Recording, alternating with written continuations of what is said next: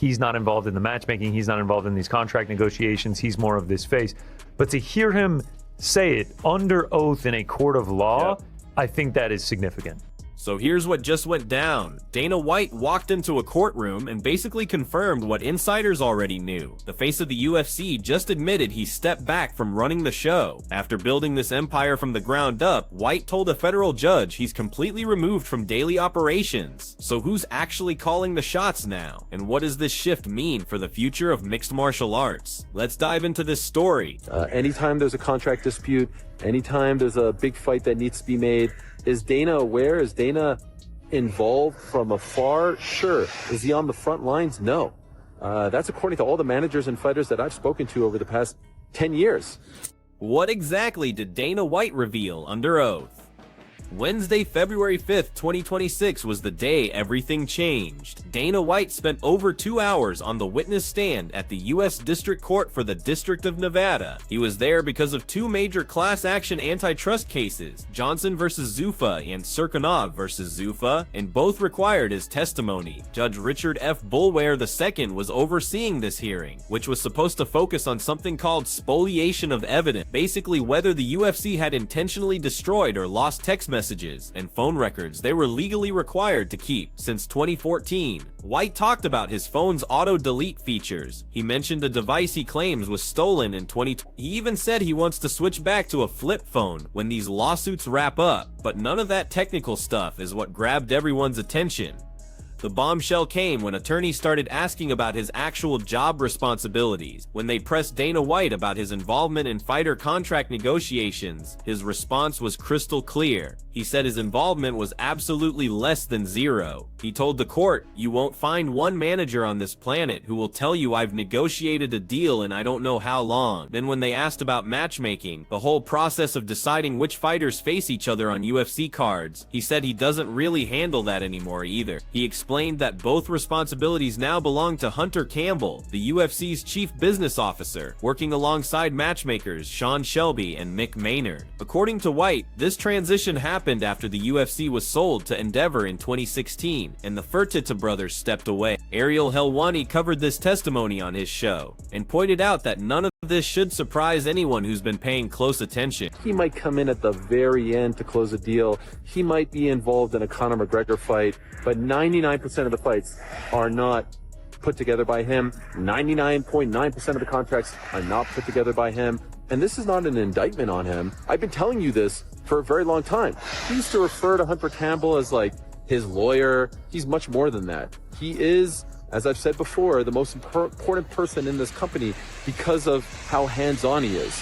White didn't stop there. He gave the court specific examples to demonstrate just how disconnected he's become from operations. He brought up a contract situation that developed at the last minute with featherweight champion Ilia Topuria before his 2025 fight against Charles Oliveira. White admitted he had very limited knowledge about what was happening and deferred completely to Campbell's handling of the issue. He also discussed text message exchanges with Conor McGregor, acknowledging that he deleted them, but explaining they were purely personal since he no longer deals with any business negotiations. That's how complete this separation has become. Even when it comes to one of the biggest stars in UFC history, White says the business conversations don't involve him anymore. Helwani broke it down in exact terms. He said almost none of the fights or contracts happening in the UFC are actually put together by Dana White these days. As fans of the UFC, we can no longer blame Dana White for the problems that the UFC is facing today. Dana White revealed in court yesterday that Hunter Campbell is the one negotiating fighter contracts, and he's also the one that is handling the UFC matchmaking. This just goes to show the obvious. Meanwhile, Judge Boulware was laser focused on the missing evidence issue. He expressed serious doubts about White's explanations for the deleted messages and suggested potential sanctions could be coming. The judge pointed out inconsistencies in how the UFC has preserved evidence and made it clear that the organization's handling of devices and communications could result in penalties. The hearing continued the following day with testimony from Hunter Campbell and other executives, but White's portion dominated all the headlines because the man who built the UFC had just told a federal judge he no longer handles the 2 most important aspects of running it. For many fans, this admission immediately reframed every criticism and complaint they have about the current state of the organization. And, you know, the way it was described to me when he came on board, after Lorenzo left, like he was going to be the yin to Dana's yang, and he was going to be the quote-unquote bad cop, in that he's going to be the one, you know, on the front lines doing these deals. That phrase. So if Dana White isn't making the fights or negotiating the contracts, who actually took control, and when exactly did this transition happen? This is how Hunter Campbell became the real power behind the scenes. Every time Dana White answered questions in that courtroom, he kept pointing to one name, Hunter Campbell, not as someone who helps out or provides advice, but as the person who actually runs the operational side of the UFC, the contracts, the matchmaking, the day-to-day business of putting fights together. Campbell didn't just stumble into this position by accident. He was deliberately placed there at a crucial moment in the company's evolution, and he's been quietly building his influence ever since. Campbell initially worked with the UFC as a legal consultant before coming back in 2017 with significantly more authority. That timing wasn't random at all. It happened right after the Fertitta brothers sold the UFC to Endeavor in 2016 and walked away from the company. Lorenzo Fertitta had been deeply involved in every aspect of the business operations, contracts, matchmaking, strategic planning, and when he left, there was a massive gap that needed to be filled. Dana White remained as the public face, an official CEO, but the organization was evolving from a privately owned fight company into something much more corporate. Someone needed to actually run the machinery behind the scene. From his very first week back in this elevated role, Campbell was handling high-stakes fighter negotiations, establishing the foundation for everything that would follow. Helwani explained exactly how Campbell was positioned from day one, brought in specifically to balance out White's public-facing responsibilities and designed to operate away from the cameras and press conferences. And he essentially also said that Hunter Campbell is the man for that. And my take on that is, I told you so. I've been telling you this for a long time. Hunter Campbell is the straw that stirs this drink. The division of labor became crystal clear pretty quickly. White transformed into the ambassador, the guy who handles press conferences, media appearances, and promotional duties. Campbell became the person who answers when a manager calls about money or contract terms. By 2019, Campbell had been officially promoted to Chief Business Officer, a title that simply recognized what had already been happening in practice for years. Campbell's focus centers on the biggest deals, championship fights, pay-per-view headliners, contracts involving the most money, and the most complicated negotiation points. Helwani doesn't mince words about Campbell's importance, calling him the most crucial person in the entire organization. It's not Dana reaching out. It's not. Very few of the managers talk to Dana. You know, we know about the ones who have, you know, close personal relationships with him, but very, very, very few actually talk and negotiate to Dana. Campbell's own testimony during the antitrust hearing, which happened the day after White's appearance, revealed even more about his expanding role. He discussed the UFC's unsuccessful attempt to sign kickboxer Rico Verhoeven, exactly the kind of talent acquisition conversation that White would have personally handled in the earlier days, but now falls completely under Campbell's authority. He manages relationships with athletic commissions around the world. He handles crisis situations like last-minute changes to fight cards. He negotiates contract extensions and works through disputes when tensions rise between the promotion and its athletes. The scope of his responsibilities has created a widespread understanding inside and outside the sport that Campbell essentially runs the fight business side of the UFC. Before the 2016 sale, matchmaking was a team effort involving White, Lorenzo Fertitta, Joe Silva, and Sean Shelby. After the sale, as the organization became more corporate under Endeavor's ownership, White started directing fighter inquiries and deal-making to Campbell's team, effectively removing himself from routine involvement by around 2018. The current roster includes over 700 athletes. The event schedule runs year-round with approximately 45 shows. Managing all of that complexity demands specialized expertise, and Campbell's legal background provides the tools to handle the contract negotiations while his strategic thinking shapes the matchmaking decisions. Helwani confirmed that managers and fighters have understood this reality for years, knowing that it's Campbell, not White, who's actually on the other end of the phone. Hunter Campbell is the one responsible for the low fighter pay, and he's also responsible for the awful UFC matchmaking lately. To me, I believe that I owe Dana White an apology because Hunter Campbell is the one responsible for running the UFC into the ground lately. I truly believe that if Dana White was still in charge of the UFC today, that the UFC would be in a much better place in regards to fan experience. So I am glad that we can now watch the UFC on Paramount instead of having to pay $80 for a pay-per-view, but at what cost? The cards are very diluted these days, and that just stinks as a UFC fan.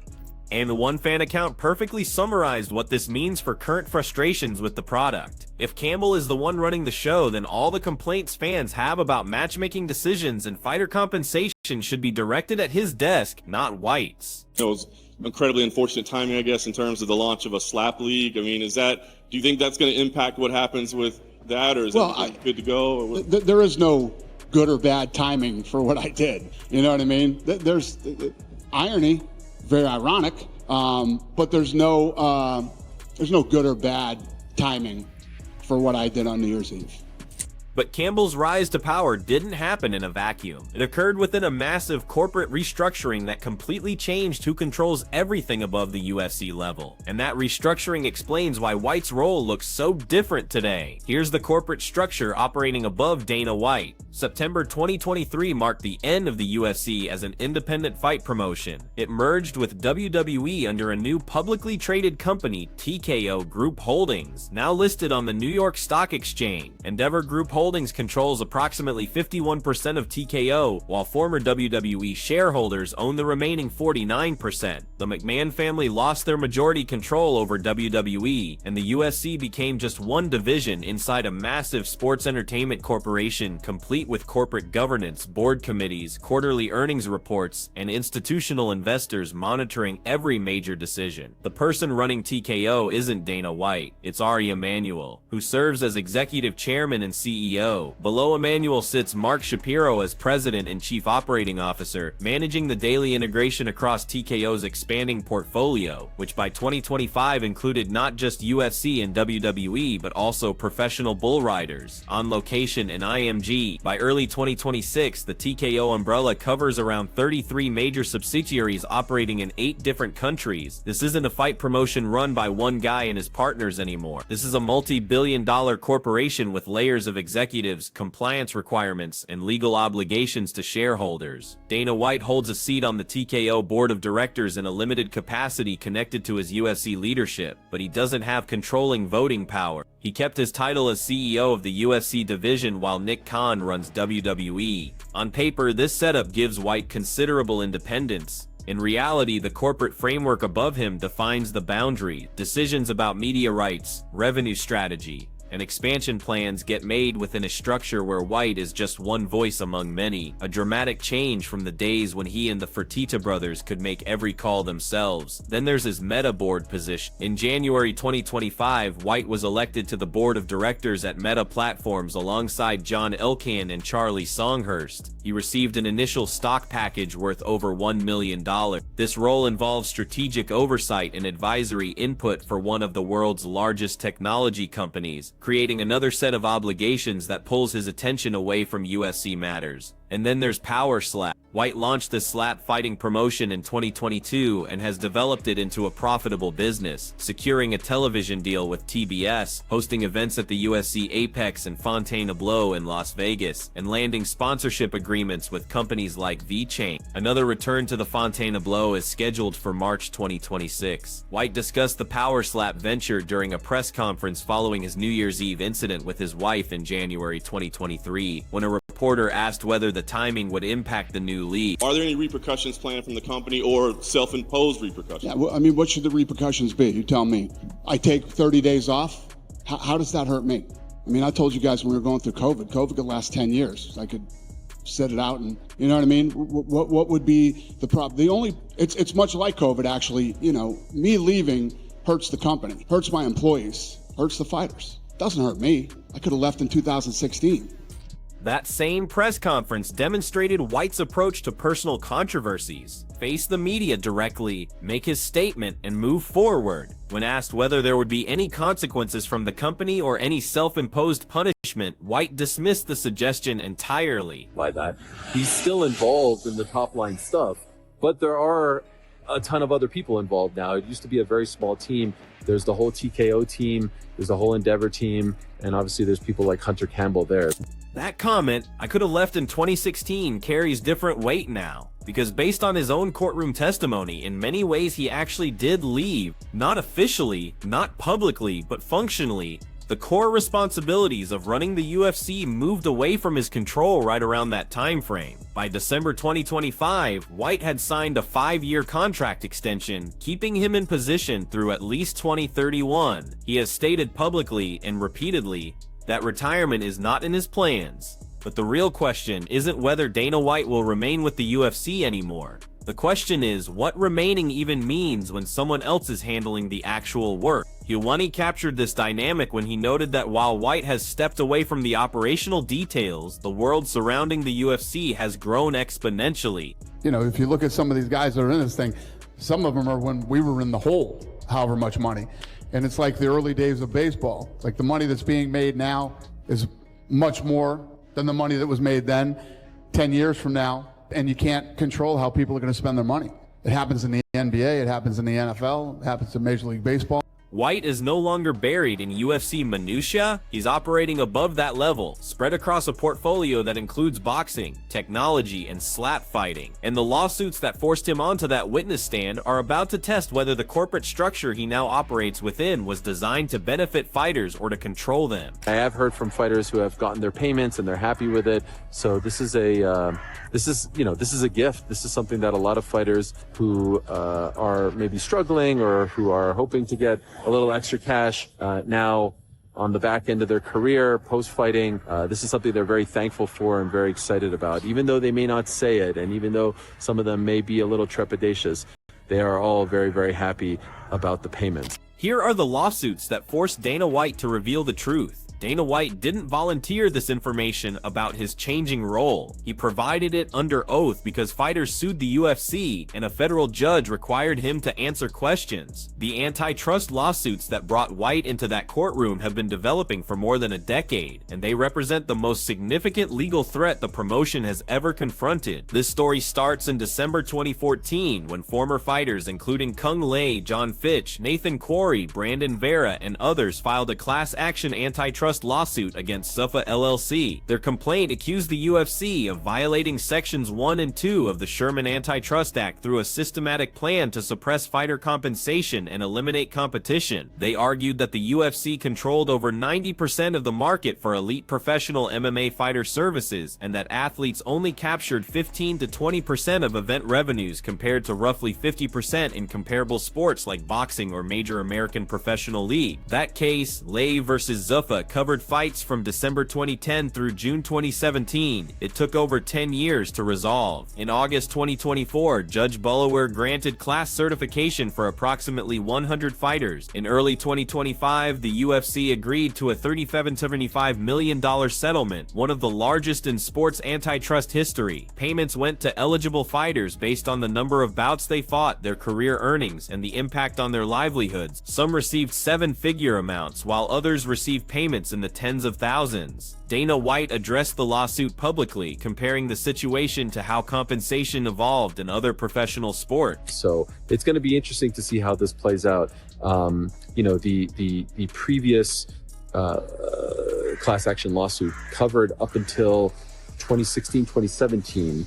And so there's still a lot more years to come. And I know that there are a lot of fighters banking on that. But that $35 million settlement came with an important restriction. It included only financial compensation, no injunctive provisions requiring changes to the UFC's business practices. That's exactly why 2 additional lawsuits remain active. As of February 2026, Johnson vs. Zuffa, filed in 2021 by Kajan Johnson and others, extends the class period from July 2017 forward. Serkinov vs. Zuffa, led by former light heavyweight Misha Serkinov, makes similar allegations about ongoing anti-competitive behavior. The Johnson case seeks something the first lawsuit didn't pursue: permanent injunctive relief. That means these fighters aren't just asking for money this time. They're asking a federal court to force the UFC to restructure how it handles contracts and conducts business operations. The implications are completely different. Fighters who receive payments from the first settlement express gratitude, though many were careful about speaking publicly. Helwani discussed this dynamic on his show. These guys have trained hard and got ready for this fight.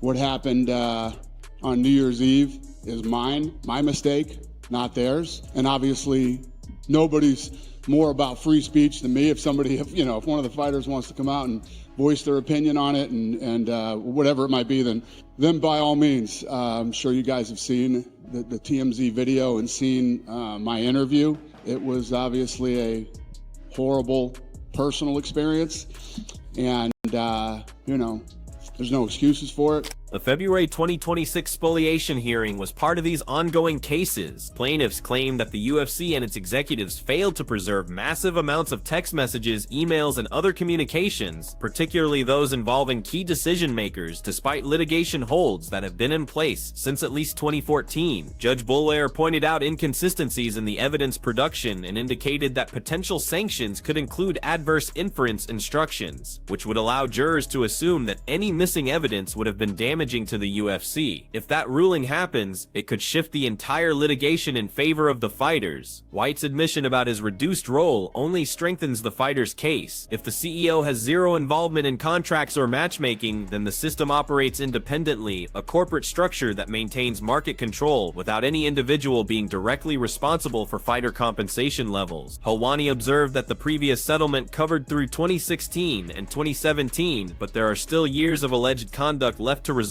in court. There's no proof that he's done this yet, but I can tell you this, it doesn't look good. It definitely doesn't look good.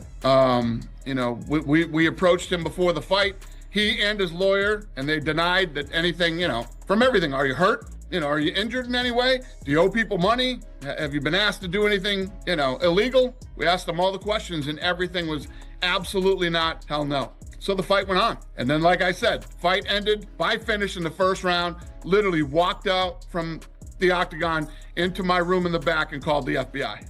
The personal controversies White has navigated over the years haven't helped his public image as these lawsuits move forward. The New Year's Eve 2023 altercation with his wife Anne, recorded on video at a nightclub in Cabo San Lucas, generated widespread criticism. White addressed it at a press conference before UFC events in January 2023, accepting complete responsibility and refusing to allow anyone to defend his actions. Consider the logic, right? We're talking about gambling. What kind of gamble would it be to risk $7.7 billion in rights fees on a few $1 million? Like, it just does not make sense. There would be, you'd have to be absolutely insane. You'd have to be self-sabotaging to be involved in this from a UFC. No official punishment was imposed by Endeavor or ESPN. White continued in his position. This incident, combined with a 2015 sex tape extortion case that was resolved through the legal system by October 2020, represents periods of personal difficulty that contrast with the public image White maintains as the face of the UFC. Neither situation resulted in lasting professional consequences, but they provide context for a man whose public persona and private reality have grown increasingly separate. And while the lawsuits continue moving through the courts and personal controversies accumulate, the UFC has been managing yet another crisis, one that threatens the credibility of the competitions themselves. The UFC benefits a great deal from being the primary fight provider of all of MMA, right? They benefit greatly from how many people they have on the roster, for how many fights they do, for how much activity they do. And there's a lot, oftentimes, that people say, instead of MMA, say the UFC, this is the downside. When things go shitty, this is what happens as well, right? This is the other edge of that sword, which is you benefit greatly from MMA being equal to UFC in most people's eyes. Here's how gambling, the Paramount deal, and future challenges are shaping what comes next. While Dana White was in court discussing his role in deleted communications, the UFC was confronting a separate issue that endangers the legitimacy of the sport itself. Beginning in mid-2025 and escalating into early 2026, a series of betting integrity problems hit the promotion. Suspicious betting patterns, last-minute fight cancellations, fighter releases, and an ongoing FBI investigation. These problems emerged as the UFC's partnerships with sports betting platforms like DraftKings and FanDuel were generating substantial revenue, but also creating new vulnerabilities. The most significant incident involved bantamweights Christian Del Rosario and Juan Del Valle, scheduled to compete at UFC 3044 on December 14th, 2020. Hours before the event, unusual betting movements were detected, heavy money coming in on Del Valle as an underdog, prompting the UFC's integrity team to pull the fight from the card. The Nevada State Athletic Commission flagged these irregularities, leading to an FBI investigation that launched in January 2020. 2026 focused on whether fighters or their camps had leaked confidential information to manipulate betting odds. Del Rosario was released from his contract, Del Valle was suspended, and multiple fights were removed from other cards, including UFC 3020 in October 2025 and UFC 3027 in January 2026. At least 5 fighters were released between November 2025 and February 20. Bright spoke to TMZ about the situation, explaining that the UFC approached the fighter before the bout, asked direct questions, and received assurances that nothing was wrong, but then the fight unfolded in a way that appeared suspicious. There's going to be no more pay-per-views. All the events are going to be available for everybody for free. Every pay-per-view, every fight card that they have from the Apex, which are my favorite. Yeah. Everything is going to be available for free. It's an amazing deal. Helwani's panel analyzed this story and concluded that the UFC itself isn't orchestrating any of this manipulation because the logic doesn't support it. Why would a promotion risk everything it's built for a few fixed fights? One panelist stated it direct $10. So if it's 10, let's say it's $10. That's crazy. That's $120 a year. You could watch every UFC pay-per-view. 2 UFC pay-per-views is like $140, right? Yeah. Isn't it? Aren't they like $70? $70? Yeah. So you get all of them. Everything's free. That's incredible. But the panel also emphasized accountability, noting that the UFC benefits from being synonymous with MMA, which means when problems affect the sport, they damage the UFC's brand most severely. This gambling crisis is developing alongside the biggest business deal in UFC history. On August 11, 2025, TKO Group Holdings announced a 7-year, $7.7 billion media rights agreement with Paramount. This deal completely eliminates pay-per-view in the US market. Starting in 2026, every UFC event, all 13 numbered cards, and all 30 fight nights becomes available on Paramount Plus at no additional cost beyond a standard duchen. Select events also broadcast simultaneously on CBS. The agreement was expanded in October 2025 to include Latin America and Australia for the same 7-year period. It doubles the annual revenue from the previous ESPN partnership. Joe Rogan discussed how this deal would transform the sport, saying that every single event being available for the price of a streaming subscription would completely change the game. Rogan's co-host agreed and explained how the economics benefit fans. 2 pay-per-views used to cost more than an entire year of Paramount Plus, but now every fight is included. So this is where everything stands right now. Dana White's name remains on the door and his title is still CEO, but according to his own testimony under oath, his hands haven't been controlling operations for years. The machine he built has evolved beyond his direct involvement, run by corporate executives and structured within a publicly traded entertainment conglomerate. The fighters are still pursuing legal action to change how that machine operates. The betting scandals are testing the sport's credibility, and the new media deal is about to make every fight accessible to millions of new viewers. What happens next will determine whether this evolution strengthens or weakens what Dana White originally created.